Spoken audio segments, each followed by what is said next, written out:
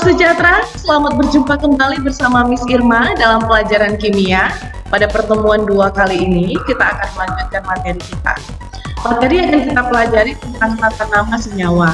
Namun, dalam pertemuan kali ini kita fokus membahas tentang tata nama senyawa ion. Silahkan perhatikan tampilan berikut, yaitu sebuah produk yang biasa kita gunakan sehari-hari, yang kita sebut sebagai garam dapur.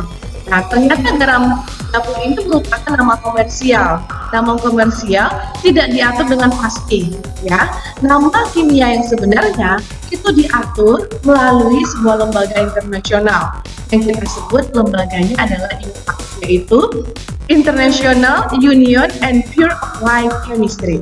Sebagai acuan pembelajaran kita hari ini, silahkan dibuka textbook Kimia Erlangga halaman 182 sampai 185. Nah, bagaimana kita bisa menentukan bahwa garam dapur itu nama senyawa yang benar adalah natrium klorida? Nah, secara IUPAC kita akan pelajari pada materi kali ini fokus tentang tata nama senyawa ion. Tata nama senyawa ion. Tata nama senyawa ion diatur secara resmi oleh IUPAC, yaitu lembaga internasional yang disebut dengan International Union and Pure Applied Chemistry. Adapun aturannya, pertama kita tuliskan terlebih dahulu unsur dari kation, kemudian unsur anion, di mana anion ini diakhiri dengan ida atau ad atau it, dan tidak ada awalan. Jadi langsung ditulis dari nama unsur pertama pada senyawa dari kation tersebut.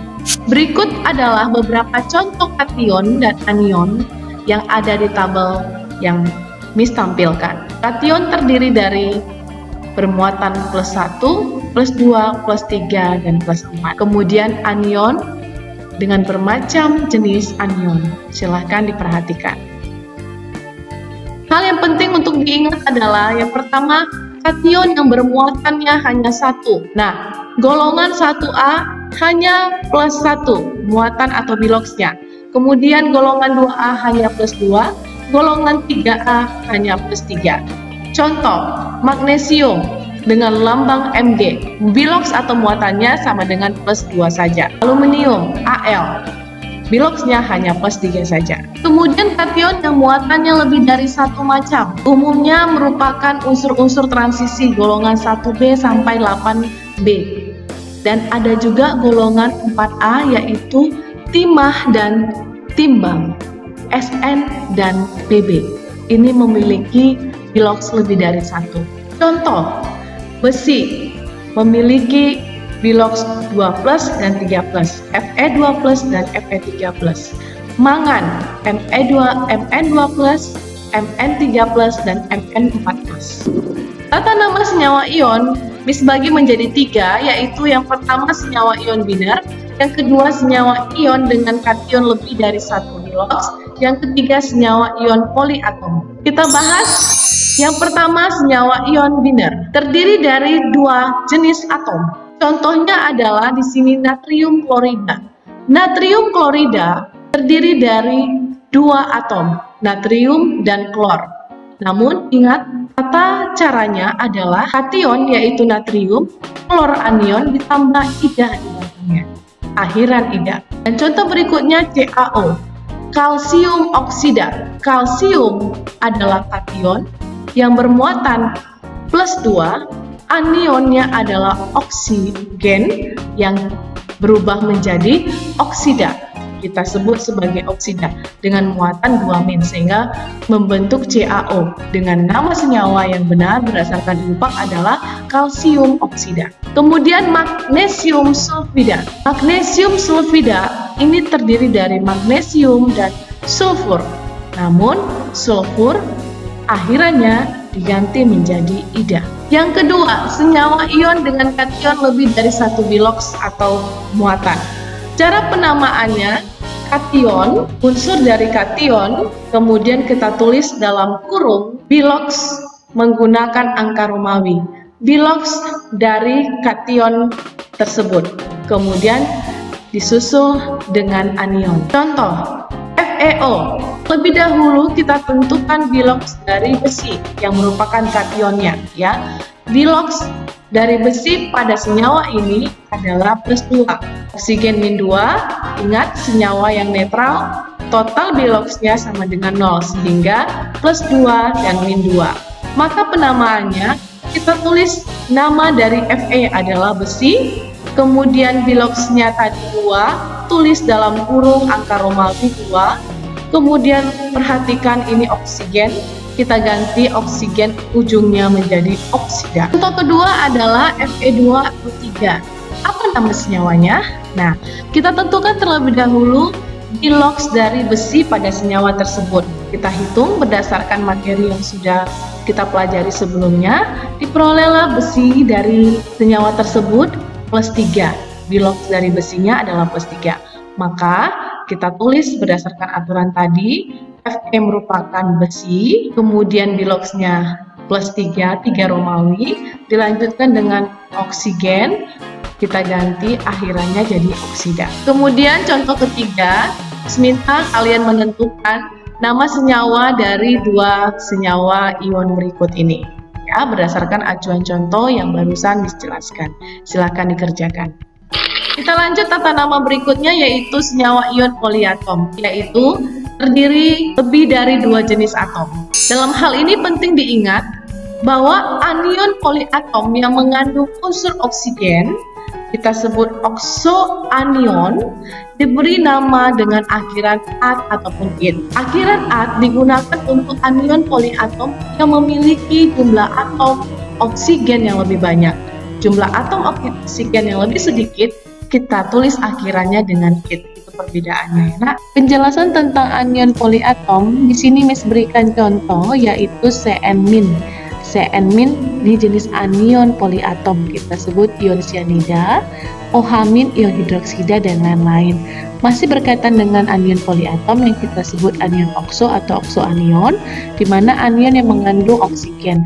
Jika oksigen yang terkandung dalam senyawa tersebut lebih banyak, diakhiri -at. Jika lebih sedikit, -it. Nah, contoh di sini NO2- kita sebut ion nitrit. NO3- ion nitrat memiliki oksigen yang lebih banyak. Kemudian SO32- ion sulfit, SO42- ion sulfat. Ya, jadi itu letak perbedaannya. Dan masih banyak contoh yang lain bisa diperhatikan pada textbook Erlangga kalian.